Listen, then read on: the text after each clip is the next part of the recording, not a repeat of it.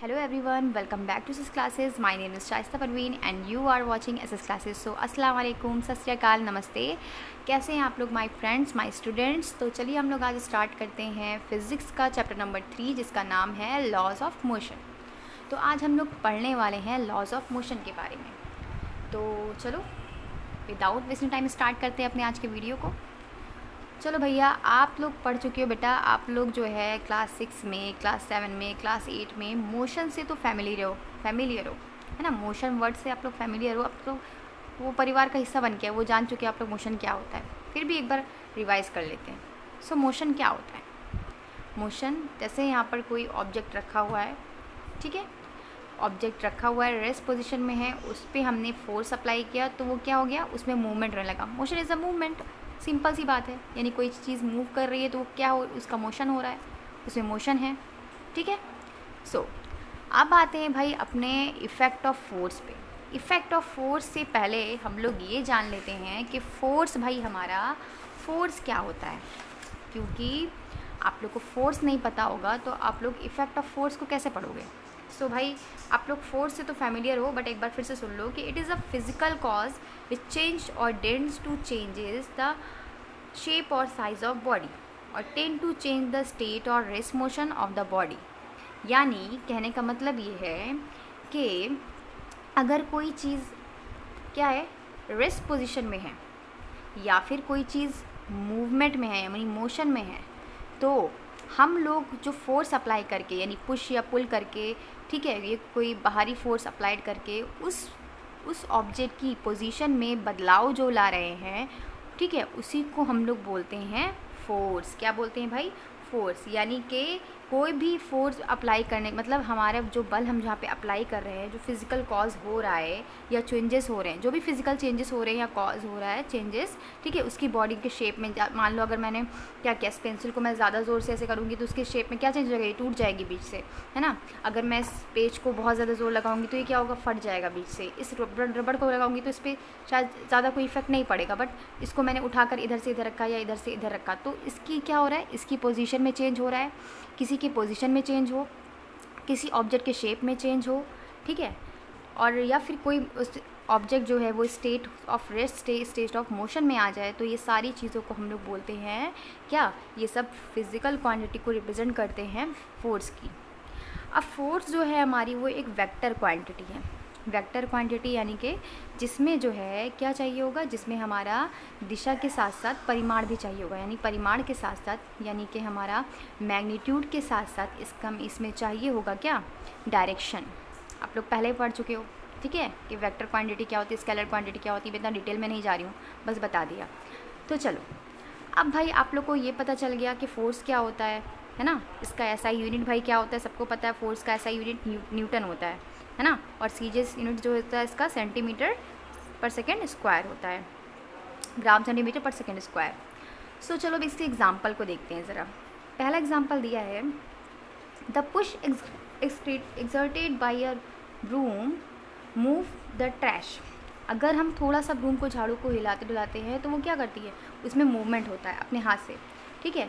दूसरा पॉइंट है कि the ball lying on the ground, अगर कोई बॉल ज़मीन पर पड़ी हुई है, ठीक है, तो वो उसको हम लोग लात से मारते हैं, ठीक है, तो क्या होती है, वो किक करते हैं अपने पैरों से, तो क्या होता है, उसमें मूवमेंट आ जाता है।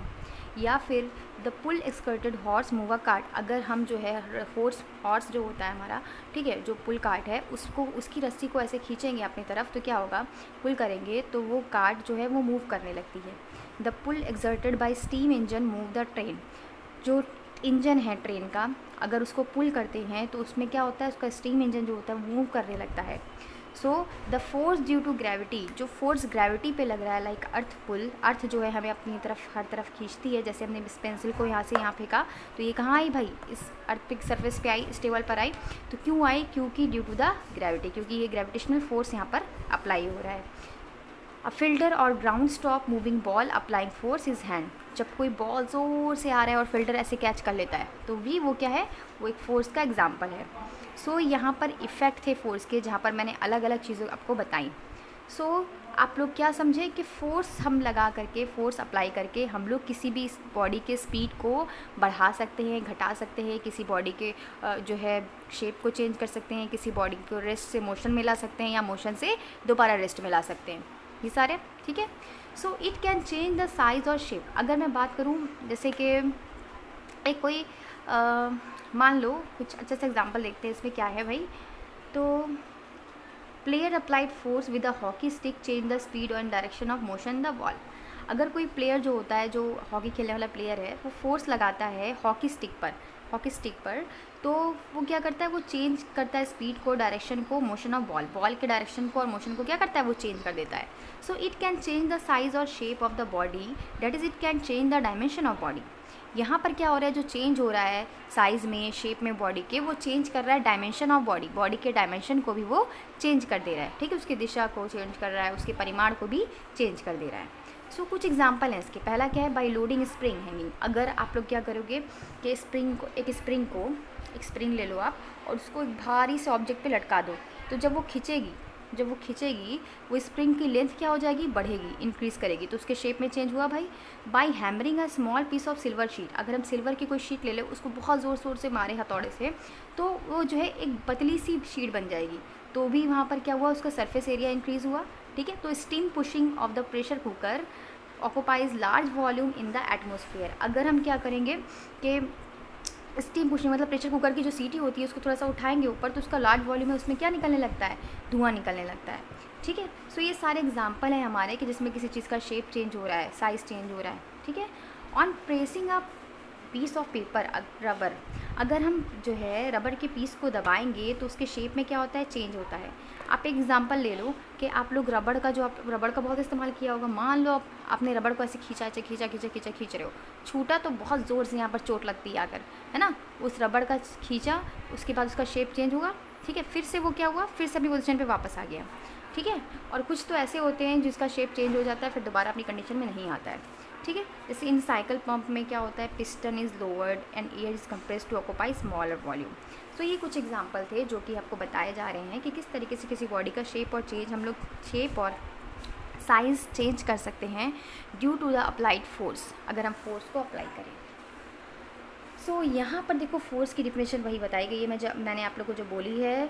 A force is that physical cause, force एक ऐसा फिजिकल कॉज है विच चेंजेस, जो चेंज करता है आइदर द साइज़ और द शेप और स्टेट ऑफ रेस्ट और मोशन ऑफ द बॉडी। या तो वो किसी भी चीज़ का साइज़ चेंज कर देगा, शेप चेंज कर देगा, स्टेट यानी कि उसकी अवस्था को चेंज कर देगा, उसको रेस्ट मोशन से कहाँ पे ले आएगा, रेस्ट से मोशन में ले आएगा या मोशन से रेस्ट में ले आएगा। बट अगर आप एक दीवार पे मारे जा रहे हो मुक्का, तो उसकी शेप में कोई चेंज नहीं होगा, ठीक है भाई। दीवार का मास ज़्यादा है, आपका ये हाथ का मास कम है, कोई इफेक्ट नहीं पड़ेगा, हिलेगी भी नहीं दीवार, ठीक है। सो इस तरीके से हम लोग अब दीवार को मत मारने लगना आप लोग। तो चलो अब देखते हैं कि काइंड्स ऑफ फोर्स कितने टाइप के होते हैं। तो भाई काइंड ऑफ फोर्स जो होते हैं हमारे मेनली दो टाइप के होते हैं, contact and non contact forces. अब कॉन्टैक्ट फोर्स क्या है, नॉन कॉन्टैक्ट फोर्स क्या है, चलो देखते हैं। पहला है हमारा कॉन्टैक्ट फोर्स। तो भाई ऐसा force which are applied on bodies, जो किसी बॉडी पर अप्लाइड होगा by making a physical contact, किसी फिजिकल कॉन्टैक्ट के थ्रू, they are called contact force. यानी कि ऐसा फोर्स जो किसी फिजिकल, क्या हो रहा है यहाँ पर कि वो फोर्स जो अप्लाइड होगा बाई बॉडी ऑन बॉडी, किसी बॉडी पर अप्लाई होगा by making of physical contact, physical contact के दौरान जो भी फोर्स अप्लाइड होगा उसको हम लोग कॉन्टैक्ट फोर्स बोलेंगे, ठीक है। ये फोर्स जो होता है प्रोड्यूस होता है experience when a body come to contact with another body. जब कोई एक बॉडी दूसरी बॉडी के करीब आएगी तो ये फोर्स अप्लाइड होता है। जैसे यहाँ पर देखो पहला एग्जांपल है, आपके एग्जांपल है बहुत सारे फोर्स, हमें यहाँ पे फोर्स कॉन्टैक्ट फोर्स के बहुत सारे टाइप पढ़ने हैं, लगभग 5 टाइप पढ़ने हैं। पहला कौन सा है, द फोर्स ऑफ फ्रिक्शन, दूसरा है नॉर्मल रिएक्शन फोर्स, तीसरा है हमारा टेंशन एक्सर्टेड बाय स्ट्रिंग, चौथा है हमारा फोर्स एक्सर्टेड बाय स्प्रिंग, पांचवा है हमारा force exerted on to bodies during collision. तो पहला है हमारा फ्रिक्शनल फोर्स। फ्रिक्शनल के बारे में आप लोग जानते हो, ठीक है, कि घर्षण इसको बोलते हैं हिंदी में। व्हेन अ बॉडी स्लाइड और roll over a rough surface, जब कोई बॉडी जो होती है वो स्लाइड करती है रफ सरफेस पे, a force started acting on body, तब उस बॉडी पर एक जो है फोर्स अप्लाइड होता है उसके अपोजिट डायरेक्शन में, ठीक है, to the motion of body along the surface of इस कॉन्टैक्ट, और दो जो है बॉडी के कॉन्टैक्ट में आने के बाद वो फोर्स अप्लाइड होता है अपोजिट डायरेक्शन में। मान लो मोशन यहाँ हो रहा है तो उसका अपोजिट डायरेक्शन में यहाँ पर लगेगा फ्रिक्शन। इसको हम लोग बोलते हैं फ्रिक्शन फोर्स और फोर्स ऑफ फ्रिक्शन। जैसे एग्जांपल में देखो, यहाँ पर एक टेबल पे रखी हुई बुक है, मान लो यही टेबल पे रखी हुई बुक है। अब जब हम क्या है, यहाँ पर फ्रिक्शन फोर्स लग रहा है, भाई ये फ्रिक्शन फोर्स ना होता है यहाँ पर तो ये बुक जो होती है वो स्लाइड कर जाती, फिसल जाती। ठीक है, फ्रिक्शन फोर्स के वजह से ही हम लोग जो है यहाँ पर बुक को देख रहे हैं। एवरली हम लोग जो खड़े रहते हैं या बैठे रहते हैं अर्थ सरफेस पे, वो भी फ्रिक्शन फोर्स है। फ्रिक्शन फोर्स के द्वारा ही हम लोग क्या है इस अर्थ सरफेस पर टिके हुए हैं, नहीं तो फिर सब लोग स्लाइड करते है ना। तो यहाँ पर क्या करें, जितना रफ सरफेस अच्छा होगा उतना ज़्यादा फ्रिक्शन जो है लगेगा, उतना ज़्यादा फ्रिक्शन अच्छा काम करेगा। सो यहाँ पर क्या कह रहा है कि जब कोई बॉडी स्लाइड करती है ओवर या रोल करती है रफ सरफेस पे, तो उस पर एक फोर्स काम करने लगता है अपोजिट डायरेक्शन में। मैंने क्या बताया कि अगर कोई बॉडी इस तरीके से जा रही है तो उस पर अपोजिट डायरेक्शन में यानी इधर वाल फ्रिक्शन फोर्स लगेगा। इसको हम लोग बोलते हैं फ्रिक्शन फोर्स और force of friction when a book placed on a table. जब किसी बुक को टेबल पे रखा गया, ठीक है, the top is push to the right, और उसको टॉप है बुक का उसको राइट साइड फोर्स किया गया, तो फोर्स ऑफ फ्रिक्शन एक्ट करेगा बुक के टूवर्ड द लेफ्ट साइड में काम करेगा। This force come into play as soon as the book tend to move the resist motion of book and table top। ये force जो होता है वो क्या कर रहा है भाई, फोर्स के जो यहाँ पे आप जो है मोशन को रोक रहा है। देखो यहाँ पर मैंने इसको इधर खींचा तो इसका फोर्स जो है इधर वाल लगेगा। ठीक है, ये राइट साइड है, ये लेफ्ट साइड है, तो इधर वाल इसका लेफ्ट साइड फोर्स लगेगा। अगर मैं इसको राइट साइड इस तरह मैं लेफ्ट साइड खींचूंगी तो इसका राइट साइड अपोजिट फोर्स लगेगा, उसको क्या बोलेंगे हम लोग, फ्रिक्शन फोर्स। ठीक है, सेकेंड है हमारा normal reaction force. Normal reaction force क्या होता है भाई, इसको भी देख लेते हैं। When a body is placed on surface, जब कोई बॉडी किसी सरफेस पे रखी हुई है, the body exert a force downward, तो उस पर एक डाउनवर्ड फोर्स लग रहा है बेटा। कौन सा फोर्स लग रहा है, डाउनवर्ड, यानी नीचे की तरफ एक फोर्स लग रहा है जो इक्वल होता है उस बॉडी के वेट पे जो उस सरफेस पे रखा हो गया है।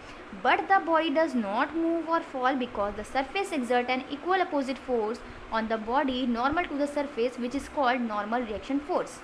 ठीक है, मैंने कहा कि ये पेंसिल जो है यहाँ पर रखी हुई है, ये पेंसिल यहाँ पर रखी हुई गिर क्यों नहीं रही है, क्योंकि जितना फोर्स ये पेंसिल पे लगा हुआ है ना, जितना फोर्स, ध्यान से सुनना, जितना फोर्स जो है इस सरफेस का है उतना ही फोर्स जो है ये बॉडी डाउनवर्ड लगा रही है, नीचे की तरफ लगा रही है।